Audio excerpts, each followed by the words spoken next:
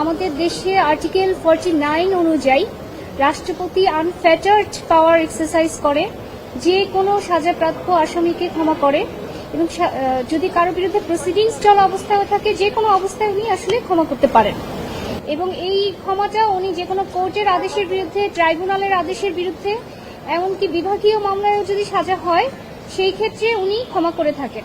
আমাদের দেশে এই যে রাষ্ট্রপতির আনফেটার্ড পাওয়ার, সেগুলির এক্সট্রিমলি অ্যাবিউজ হয়। উনি এই যে ক্ষমা করেন, এটার কোনো নীতিমালা নাই। বেশিরভাগই পলিটিক্যাল কনসিডারেশনে ক্ষমা করা হয়েছে এবং এই পর্যন্ত যাদেরকে ক্ষমা করা হয়েছে তার বেশিরভাগই হত্যা মামলার আসামি। এবং এর মধ্যে আপনারা জানেন আসলাম ফকির, তাকে একটা মার্ডার কেসে ক্ষমা করার পরে তিনি বের হয়ে গিয়ে আরেকটা মার্ডার করেন। তাহলে এরপর আপনারা জানেন যে জোসেফ, যে টপ টেরর লিস্টে, পুলিশের টপ টেরর লিস্টের মধ্যে সে ছিল এবং সে সাবেক সেনাপ্রধানের ভাই হওয়ার ফলে ক্ষমতার অপব্যবহার করে তাকে ক্ষমা করা হয়। এর আগে সাব্বির আহমেদ গামা কিলিং কেস, সেখানে 20 জনকে একাধারে ক্ষমা করা হয়, যাদেরকে দ্রুত বিচার ট্রাইব্যুনাল মৃত্যুদণ্ড দিয়েছিল।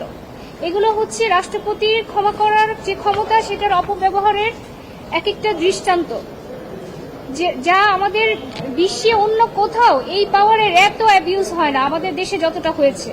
কিসের ভিত্তিতে ক্ষমা করে সেটা জনগণের কাছে তাদের কোনো জবাবদিহিতা নেই, কোনো এক্সপ্লেনেশন নেই। তাহলে এই যে দীর্ঘদিন ধরে এই যে ভিকটিম যারা, তাদের পরিবার যারা মারা যায়, তারা যে মামলা চালান, তারা কি কারণে মামলা চালাবেন? যদি অ্যাপিলেট ডিভিশন পর্যন্ত রায় হওয়ার পরে ক্ষমা করে দেওয়া হয়, তাহলে এই ধরনের ক্ষমার সুযোগ নিয়ে যে কেউই তো তখন মার্ডার করবে, কেননা পলিটিক্যাল কানেকশন থাকলেই তো হচ্ছে। তা এই বিষয়টাকে, এই যে ক্ষমতার অপব্যবহার, কোনো ধরনের নীতিমালা নেই, এই বিষয়টাকে চ্যালেঞ্জ করে আমি বিগত 20 জানুয়ারি হাইকোর্টে রিট ফাইল করি এবং রিট ফাইল করার পরে আজ এই রিটের চূড়ান্ত শুনানি হয়।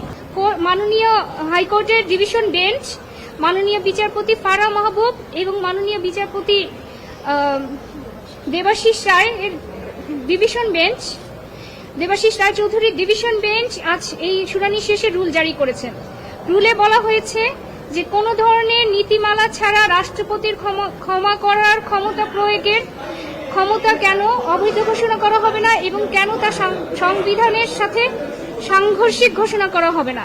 এবং আরো রুলে আরেকটি প্রশ্নে দেওয়া হয়েছে যে এই যে ক্ষমা করার ক্ষমতা প্রয়োগে, রাষ্ট্রপতির ক্ষমা করার ক্ষমতা প্রয়োগে কেন নীতিমালা তৈরি করা হবে না।